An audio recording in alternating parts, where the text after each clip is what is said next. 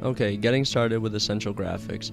First, you want to be in the Graphics tab, click Browse, make sure the star on the side is blue for favorites, and we're going to start with the lower third, which goes above the anchor and the virtual set.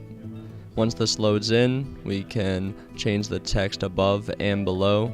The text above will usually be a person's name, and below it might be an organization they're with, or any other important information. From here, we're going to add an MET News screen text. So you want to drag that in between the anchor and the virtual set. And from here you can edit the text on the right side, or you can also put it on the left side. It works either way. And this will usually be like the title of a headline. And you can also change the position of the logos on the side as well, from the left side to the right side, and you can also change which logos are showing up to.